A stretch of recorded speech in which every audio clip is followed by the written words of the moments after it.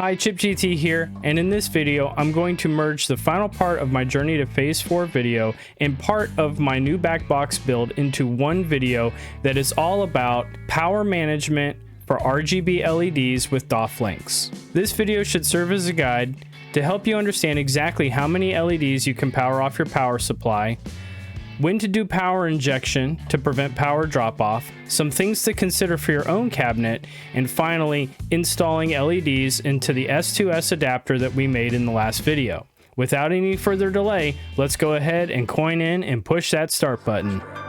This turned out better than I could have imagined.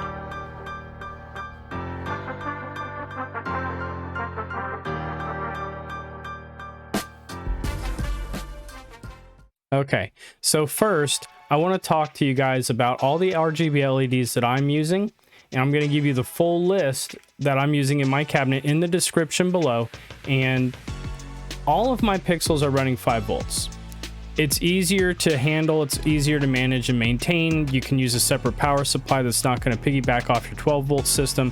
So I highly recommend that you separate your LED voltage and your high power device voltage, because we want to provide steady, reliable power to our LEDs that doesn't dip whenever we use 12 volts. So I highly recommend the 5 volts.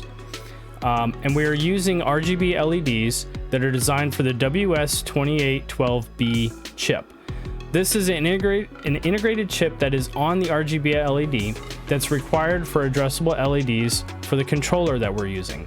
So if you're going to purchase RGB LEDs, make sure your LEDs have this chip. When you go onto Amazon, just look for RGB LED WS2812B, and you'll be able to find a whole host of these pixels that you can use for your own cabinet. I've provided links to you all down in the description for all of these lights. I'm just going to briefly go over them. So first I have my matrix, which is right here.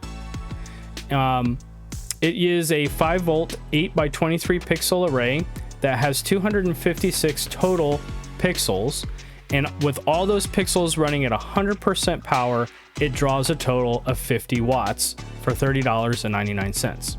My right side panel RGB LEDs are identical, so there's 2 strips of this.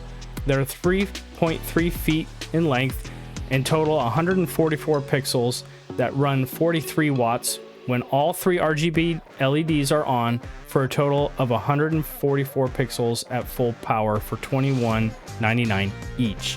Now, when you're looking at your strips here, you really want to pay attention to the selections down here. You see how there is an IP30, IP65, IP67. Those are waterproof ratings. For most of these RGB LEDs, you don't need any kind of waterproofing whatsoever unless you really want it. That's why I recommend the IP30s. These have no waterproofing selected. The 65s have like a little bubble around the RGB LED, and then the 67s have like a full shield around it. You don't necessarily need the full shield, but there's no change in price. It's really totally up to you. You want to make sure for your side panels that you have 3.2 feet or 3.3 feet, 144 LEDs. This makes the LEDs really, really tight in a 3-foot strip. And if you can't determine what the wattage is, you're just going to scroll down on the page here, see product details. Okay, if it doesn't give you the product details, you're just going to scroll down, and it will give you information right here about the total length of the pixels. So right there, 43.2 watts at 3.3 feet. Sometimes it won't tell you by 3 feet. Sometimes the strips will say if you have 30 pixels lit up, it's like 9 watts or something like that. And then you just do the calculation and you'll figure out how many watts you need total to power all of those RGB LEDs. All right.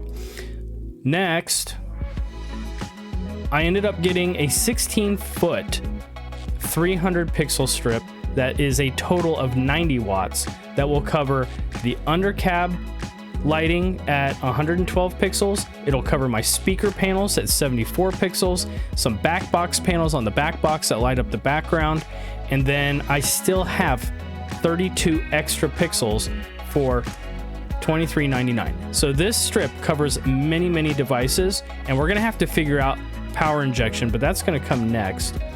I want to go over some other hardware you might need. So I'm using a pair of JST male-female connectors, and it doesn't really matter if they're meant for, you know, the WS2812B. These are the ones that I recommend. They come in a package of 20, so you get, you know, 20 male, 20 female ends, and it's fairly cheap at $9.99. These are essential if you need to disconnect a back box, if you want a fast disconnect, if you just want to be able to pull apart really quickly.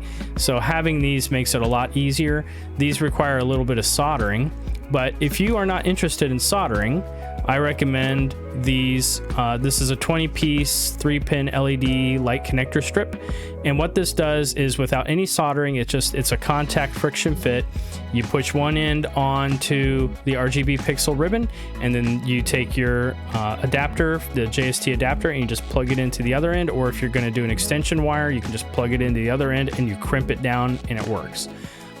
This is a solderless option here for $13.99. You're also going to need some extension wire. I recommend 18 gauge or 16 gauge because there is a power drop off with the thicker the gauge, the more power drop off there is, because you're having to push more power through the wire. So I recommend this kit. This is it gives you 25 feet, which is more than enough to cover the entire cabinet. It gives you 6 different colors. It's 18 gauge, and if you wanted to, you could go up, you know, a higher gauge, but we'll go into that here in a minute, because your gauge of your wire really truly does matter when it comes to calculating in your power drop off and everything else. But we'll do that. We'll talk about that in just a second. And then finally, if you're not going to go with the solderless option, you're going to need a soldering kit. I recommend this kit because it comes with everything that you would need as a beginner. If you've never soldered before, everything that you need is all in this one kit for $24.99. All right, now the final thing that you're going to need is a power supply. And for me, I'm using a 5-volt, 300-watt power supply. And the reason why I'm using 300 watt is because I wanted to future-proof myself. I highly recommend that you first calculate the total number of watts that you need for your lights before deciding what power supply to purchase. For me, I knew that I needed 300 watts. And I'm going to show you how I went about doing my calculation next. Okay, so on the Amazon webpage, you can figure out what the wattage is for your strips. So I broke it down very simply. I have my matrix, which is 49.92 volts. In that product description, it actually tells you what the pixel wattage is for all three, are like the red, green, and blue, all being on at the same time at full power. And for that matrix, it was like 0.195 watts. And what you're going to do is you multiply your pixel wattage by the total number of pixels, and that is your total wattage for that matrix at full power. All right. I did the same thing with the right side strip and the left side strip. Those are up on top of the cabinet next to my my playfield monitor. So you have a right side and a left side. And then I did some speakers. I knew that I wanted to have some speaker panels, and actually this is wrong. It's not 38. After I've gone back and built them, I'm recording this afterwards. So it's actually 37. So you see how that calculation changed. You can make a quick spreadsheet. This is just a multiplication. The rest of these are all operating at 0.3 watts when all three are turned on at full power. All right. So these are different strips. So this right side strip and this left side strip, that's this hot link. The rest of these are all that 300 RGB LED that's on a 16-foot strip, and I'm going to cut them down to size the way I want to, and I'll give you the link. It's all in the description. But I had the right speaker, the left speaker. I plan on having a right side under cab glow, a left side under cab glow, a right side back box glow. So on the back side of the back box, I'm going to have a strip that lights up the back wall on the right side and the left side. And then that even gives me an extra 34 pixels that I can figure out something else to do with in the future if I want. And the total wattage calculation that I get for that is 226 watts. All right. Now, with the power supply, there's an 80% usage rule. You don't really ever want to go over using more than 80% of the power supply. So you got to do a little bit of math real quick. So 300 watts multiplied by the 80% gives you 240 total watts. So I don't want to go over 240. At 226, this gives me some more wiggle room. And, you know, just doing the math there, at 226, all those pixels added up, I'm powering 844 RGB LEDs off of this one power supply, and I still have enough wattage left over to do not just these 34 extra, but also an additional 45.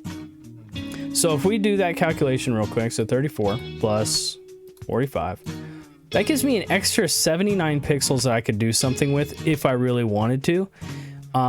And all together, that gives me a total of 889 pixels for the maximum load for this power supply, if this is the way it's going to be set for my pixel wattage. So 889 pixels total.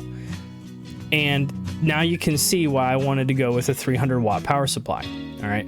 If you don't want to do all these things, you don't have to. It's, you know, totally up to you. If you want to, if you feel that you only want to do, you know, the matrix and the right side strip, left side strip, that's fine. You're more than welcome to do that. This is just what I'm using.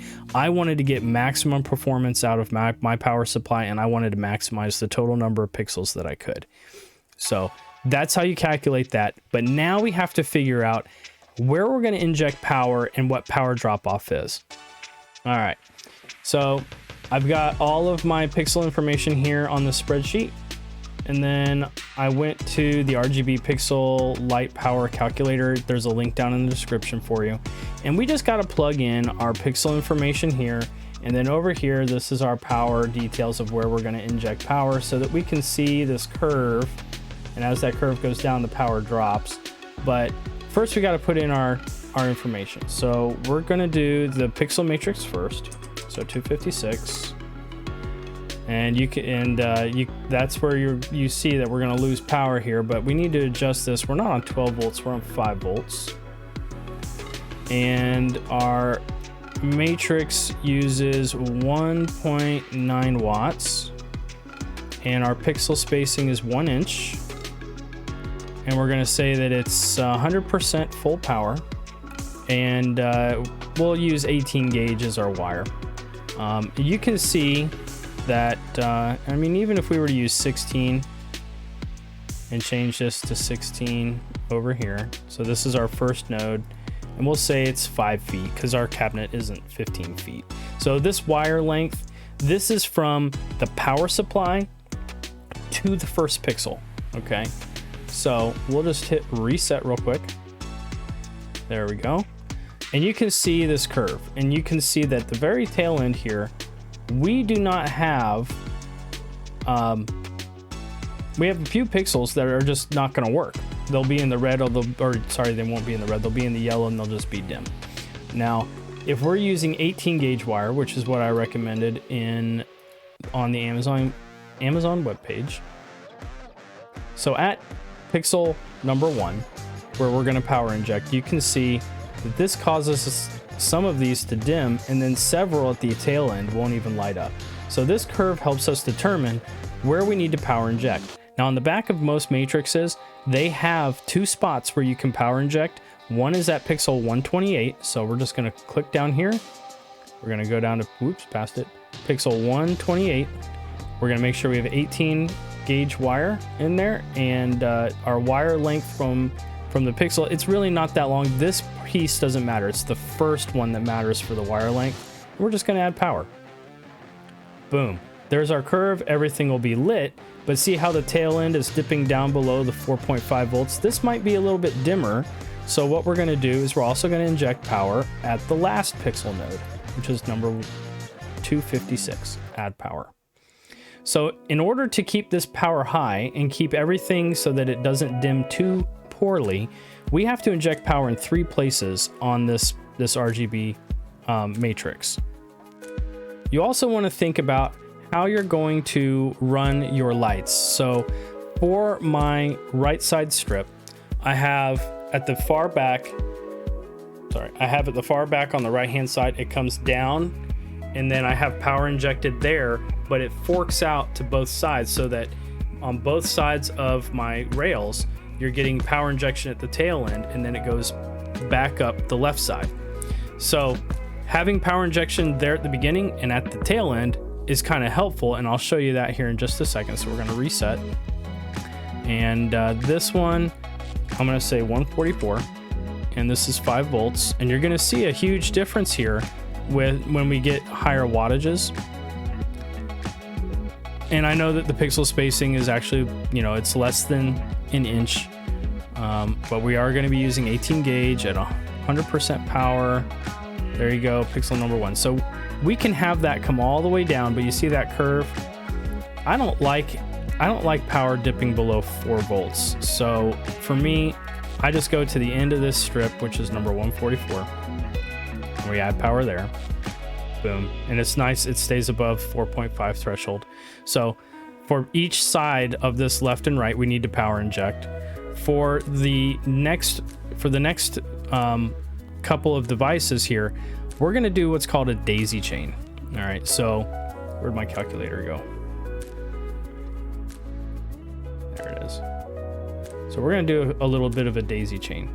So on the back side of the speaker panels, we have 37 and 37.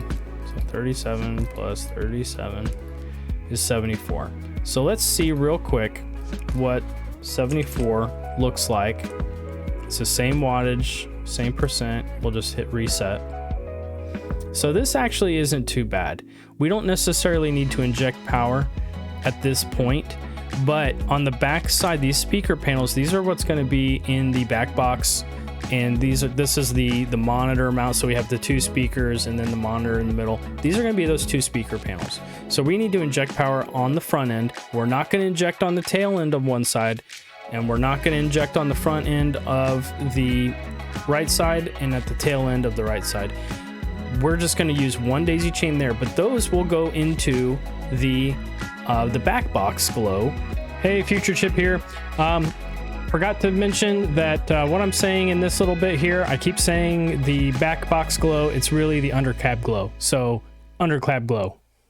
And we plan on having 56 there. So let's take the 74 plus 56 plus 56. So we're actually going to be doing 186 pixels. So let's just check real quick. See, we're going to have a little bit of a dimming there. So if we do the 37 plus 37, so let's say at pixel number 74, we do, or pixel number 75 actually, because that'll be the first pixel of the back box glow. So we'll just come down here to 75. Oops, I passed it. 75, same thing, add power.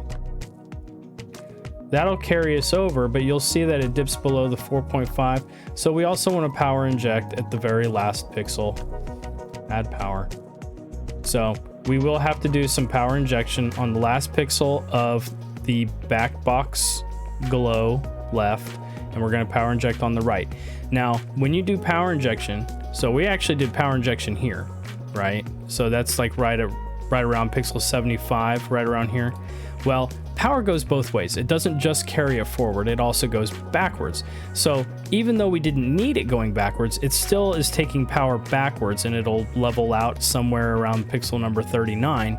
And then moving forward, it goes out to, you know, pixel about 127, and then we inject at the end and it comes back. All right, so power injection works both ways, not just forwards, but also backwards. It's really up to you and how you want to do power injection. Me personally, I like having all my power above 4.5 volts so that there's as little dimming as possible.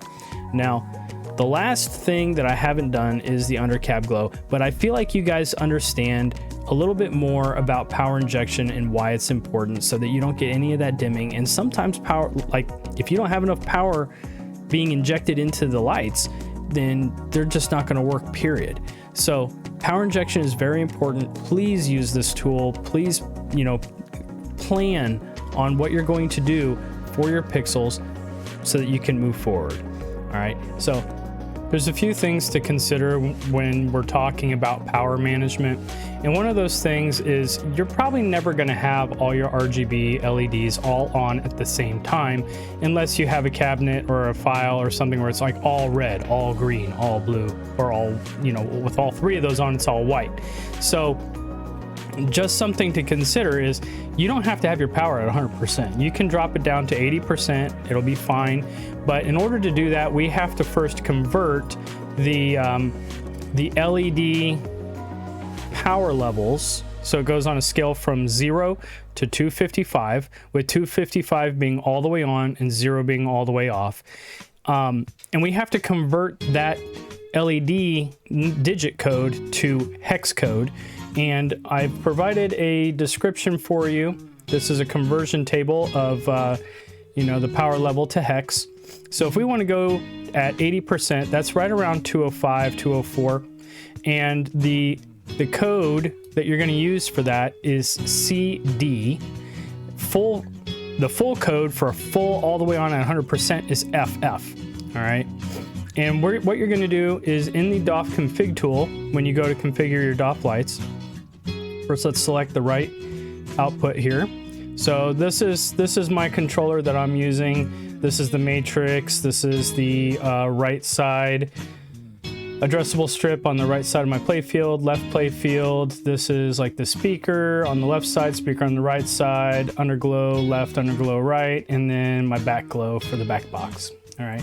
And what you're going to do is you're going to adjust your custom brightness from full right here down to CD, which is about 80% brightness. And you want to change all three of these to that setting. And that will make it so that your power level, you'll never go above 80%. And if you do that, you can recalculate your power needs and your power throughout your entire strip. And you might even be able to get some extra pixels when you do your total calculation at your power level, because you're not going to be using them at full brightness, full intensity. You might be able to get a few extra pixels, but you'll also, if you're running them at 80%, you're probably going to get more on your curve before you have a power drop off. So I just wanted to throw that out there for you guys. And then also, you really want to test your pixels before you hook them up to your cabinet. So get a tester, or you can use your board that you want to have as your tester. Follow Major Frenchie's guide for that, or you can do what I did. If you want to purchase a tester in the form of a microcontroller like what I have, you go to the Adafruit website, and then you can shop for the Circuit Playground Express. It's about $24.95. Then just do a quick search for the Circuit Playground Express Learn Guide. You'll click on the Python encoding, and then it'll bring you to this page, which is for the Mu editor. You'll download and install Mu. This is an encoder that allows you to encode Python onto the Circuit Playground Express so that you can put in your custom code.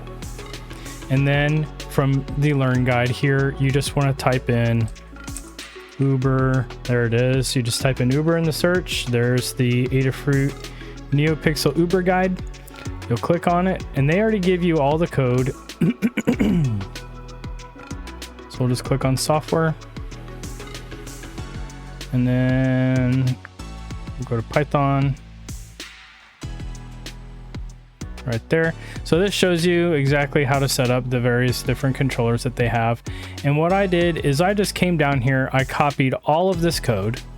So I'll just show you real quick. Copy code, and then we'll open up Mu.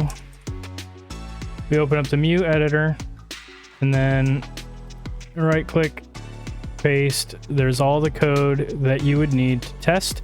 The only thing that I'm going to change is the number of pixels. So we had, let's see, it was 37 plus 37 is 74. So I'm just going to change this to 74 so that we can test both sides. And then you're just going to plug in your Circuit Playground Express. And you'll be greeted with, do you want to load this device? We're just going to hit cancel. And then you're just going to hit save. You'll come down here to your Circuit Python. and then you're just going to save code.py. Boom. And you're done. Then when you unplug this and provide power through the same port, you'll be able to test your strips. Hey, Future Chip GT here. I totally forgot to tell you, you also need to load the libraries onto that Circuit Playground Express. Make sure you follow the Adafruit guide because they'll tell you that. They'll give you all the guides and links that you need to get to those extra libraries. If you do that, you won't have any problems. All right, over to the workbench. Now, I've got everything here that I need to get the RGB LEDs installed. This is version 4 of the S2S adapter that we printed in the previous video, and what's different is I made a little bit of a gap here.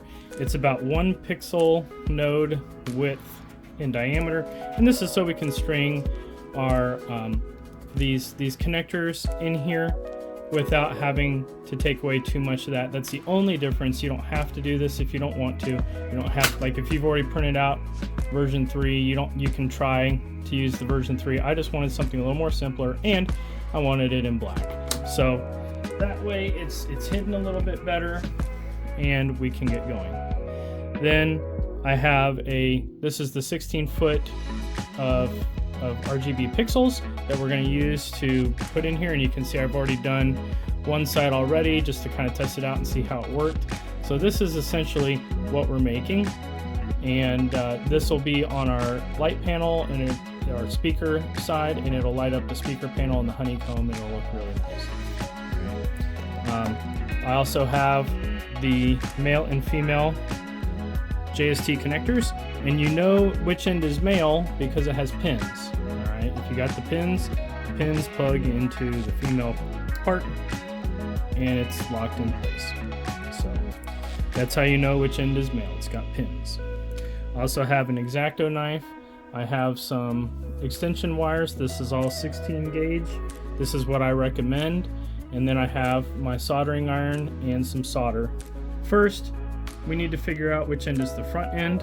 So this was the right panel speaker. You can tell the top of these components. I made the top thicker, the bottom is thinner, and then the part that goes forward has the bezel here at the bottom, which is kind of hard to tell here, but there's a bezel here, a 1mm bezel, and that is for the hinges. So this is going to go forward. So if this is this side, that means this is the orientation for the other side. So the way we can determine which way these go, I ran these so that they would run up and around first and come down and around and out the bottom. So when we go to run these, we need to run them the same direction. On this side, we need to go up, around, down, and out. And then this out will plug into something else. But we're going to daisy chain these two together. And the way that you can tell that is if you look here at your LEDs, the DO is your out, the DI is in. So you can tell that the direction of these lights is going that way. And we will go from there. I'm going to put this in the background as like a reference for me. And then what I'm going to do to this is I'm going to lay it down on its side like this, knowing that we got to run the RGB LEDs this way. With these, I prepared them a little bit by bending the end just a little bit. I want it to go around the hump here, and I don't want any wires sticking out over this way. So when you're going and running these, because of the way that it's been wrapped up on the reel here, you're gonna find that some of the tape that's on the back side, that blue ribbon, this is like the other side of the two-sided sticky tape. It's gonna bubble up, and you just need to cut it. That's why I have an X-Acto knife here, so I can cut it. And as we're running these, we're gonna go slow. And I'm not gonna bother soldering these on, or soldering the leads on, until this is on all the way I like it. And it'll just make the whole process easier in the long run. So I'm starting with those where the leads are going to attach. I'm just going to work it around little by little, pushing down lightly and adding a little bit of pressure.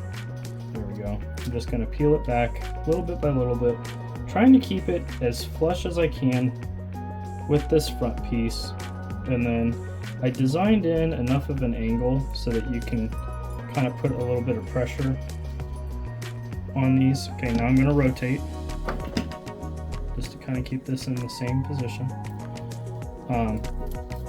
And the reason for that, the reason to have this angle gap is so that you're not putting too much stress on the LEDs as you're working them around.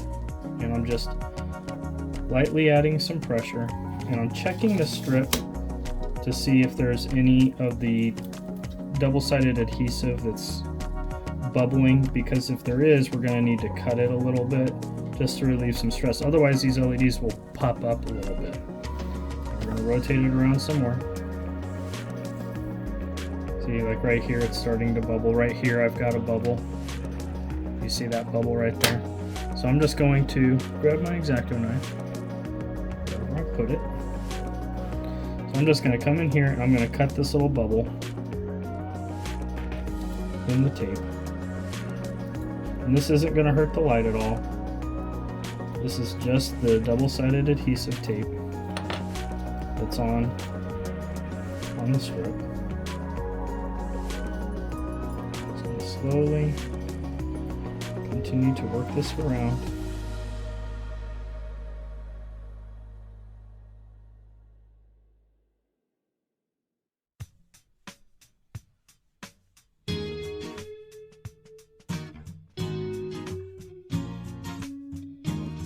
So 37 is going to stop right there, right at the end. This is where a pair of scissors comes in handy. I marked it. We're going to cut right on the line. Pull the rest of our double-sided adhesive off. And there we go. Now, the lights are attached. Got to hook up our connectors. So first, let's just go ahead and tin this lightly.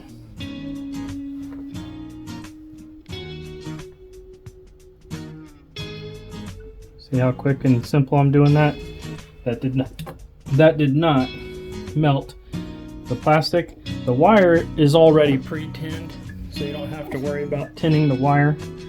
But I'm going to start with the harder one to get to, which is 5 volts in.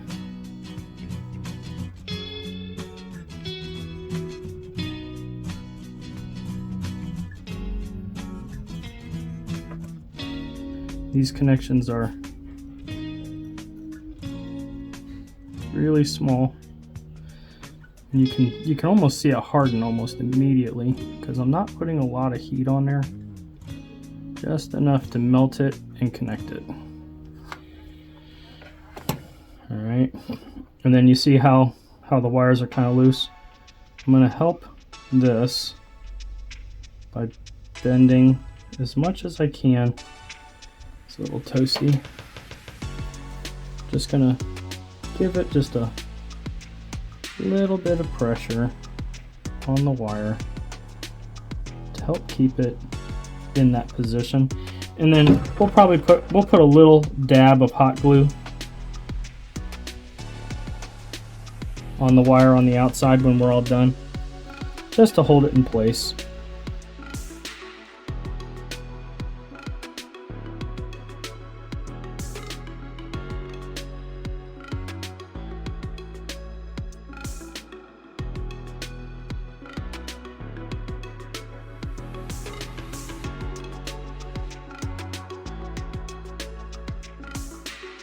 Okay, we're back. I have both of the RGB LED version 4 S2S